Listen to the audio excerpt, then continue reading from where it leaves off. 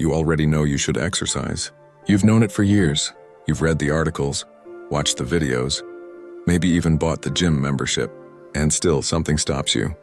Not laziness, or at least not just laziness. Something deeper, a voice that says, tomorrow. A feeling that you'll start when things calm down, when you feel more motivated, when life gives you a little more space. But life never gives you that space, and deep down you know it. Here's what's strange.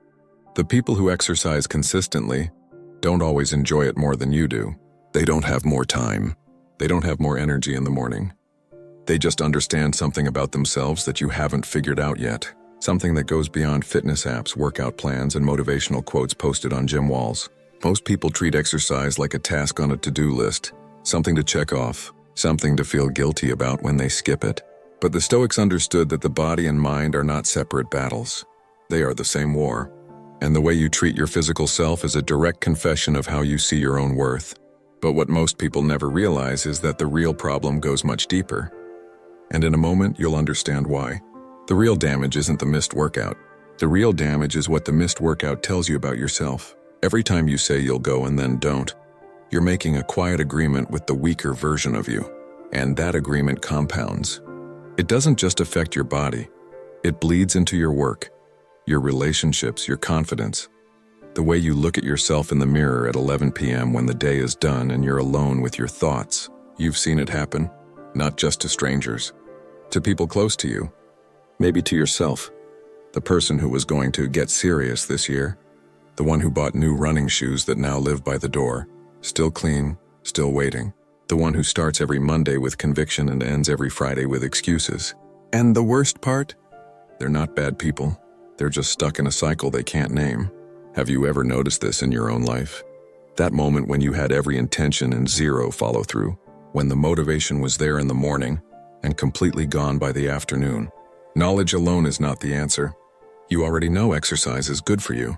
The problem was never information. The problem is something the ancient Stoics identified thousands of years ago, and almost nobody is talking about it today. The Stoics believed in something they called ascesis, deliberate, disciplined practice, not comfort, not pleasure, not the path of least resistance. The Stoics trained their bodies not because they were obsessed with physical appearance, but because they understood that every act of self-discipline was a vote cast for the kind of person you were choosing to become. Physical training was never separate from moral training. They were the same thing. Marcus Aurelius woke before dawn, not because it was easy, because he understood that the morning was a battlefield, and how you met it determined everything else. Epictetus, who was born a slave and lived in physical pain for much of his life, still spoke of the body as something to be governed, not indulged. Seneca warned that a soft body produces a soft mind, and a soft mind eventually produces a soft life. Most people misunderstand Stoicism. They think it means suppressing emotion, feeling nothing, enduring hardship with a cold expression. That's not Stoicism. Stoicism is about choosing difficulty on purpose, choosing the cold shower over the warm one, choosing the walk over the couch. Not because you have to, but because you understand that the choice itself is building you. Later, you'll discover the mistake that keeps most people trapped for years without realizing it. Here is the law that nobody talks about. It's not a fitness law, it's an identity law. Every single time you choose to exercise when you don't want to, you are not just burning calories. You are telling your nervous system, your subconscious, your deepest self, I am someone who does hard things. And that message doesn't stay in the gym. It travels with you, into every room you walk into every decision you face. Identity is not something you declare. It is something you build rep by rep, day by day, one kept promise to yourself at a time. The person who exercises consistently doesn't just have a better body. They have a different relationship with their own word. When they say they'll do something, some quiet part of them believes it, because they've proven it to themselves already, in the small, private moments nobody else sees. Who would you become if you repeated this decision every day for the next year? Think about that honestly. Not the body you'd have, though that matters. Think about the mind, the confidence, the way you'd carry yourself, the way you'd approach problems at work and relationships in moments of pressure. Exercise is the training ground for everything. The Stoics knew this, and the mistake most people make is thinking this is only about fitness. Marcus Aurelius ruled the most powerful empire in the known world. He had every reason to be soft. He had armies to fight for him, servants to care for him, and wealth beyond imagination. And yet, his private journals, which we now call meditations, reveal a man in constant, deliberate battle with his own comfort. He writes about the temptation to stay in bed. He writes about the pull of ease and pleasure. And every morning he chose differently. He didn't write, "I don't feel like getting up." He wrote, "Get up. The work requires you." He understood that feelings are temporary visitors. Discipline is a permanent resident. The feeling of not wanting to exercise will pass. The identity you build by going anyway stays with you permanently. Epictetus said it plainly. No man is free who is not master of himself. That sentence hits differently when you realize he was speaking about the body as much as the mind. Because the body is where discipline begins.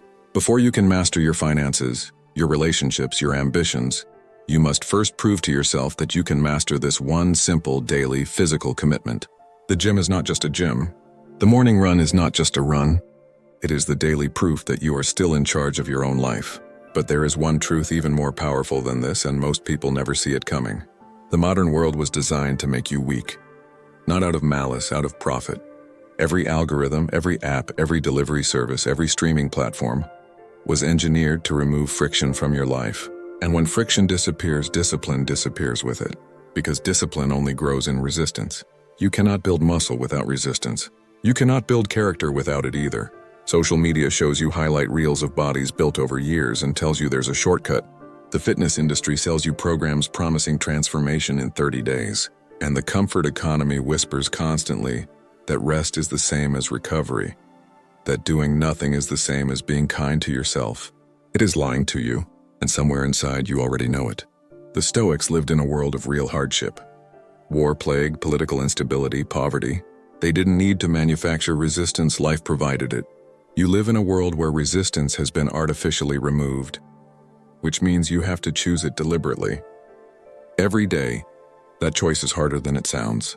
Most people never make it consistently. Most people will hear this and move on. The few who truly understand it will never look at their lives the same way again. Which one are you? When you begin to exercise consistently, not perfectly but consistently, something quiet starts to shift. You start keeping other promises to yourself. You start eating better, not because someone told you to, but because it feels like a betrayal of the work you put in this morning. You start sleeping earlier because you want to honor tomorrow's effort. You start saying no to things that drain you because your energy now has a direction. Discipline in one area seeps into every other area like water finding cracks in stone. This is the law nobody talks about. The law of identity overflow. The body becomes the first territory you reclaim, and then slowly everything else follows. Your mornings become intentional. Your decisions become sharper. Your tolerance for mediocrity in yourself and in your environment begins to drop. This is not motivation. Motivation is a wave. It comes and it goes. This is architecture. You are building a structure inside yourself that holds even when the feeling disappears. If you're finding value in this message, consider subscribing. These lessons are for people who want more than temporary motivation. They want lasting transformation. And if that's why you're here, you're exactly who this channel exists for. The transformation has already started. You just have to keep showing up. There will be a morning that tests you. Not a dramatic morning, a quiet one. Cold, gray, ordinary. The alarm will go off and everything in you will say, "Not today." And that moment, that specific, unremarkable moment, is the most important moment in your entire journey. Because it is not the big decisions that define you. It is the small ones repeated endlessly in private when nobody is watching and nobody would ever know the difference. You owe yourself more than excuses. You owe yourself the version of you that you can see clearly in your best moments. The focused, disciplined, powerful version that you keep putting off until some future date that never quite arrives. That version of you is not a fantasy. They are the natural result of 10,000 small private choices. They are already inside you waiting.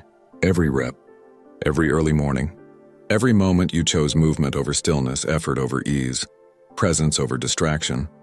Those moments are building someone, and that someone is you. You are not your circumstances. You are not your feelings. You are your choices accumulated over time, laid down like stone. In a moment, you'll understand why this final lesson changes everything. Here's the truth that closes every loop. Exercise is not about the body. It was never about the body. It is about the daily practice of proving to yourself that you are worth the effort. The Stoics called this virtue in action, not a belief held passively in the mind, but a value lived physically in the world. When you exercise, you are performing an act of self-respect. You are saying without words, "My future matters enough to suffer for today." And suffering is not the wrong word. It should feel hard. The hardness is not the obstacle. The hardness is the point.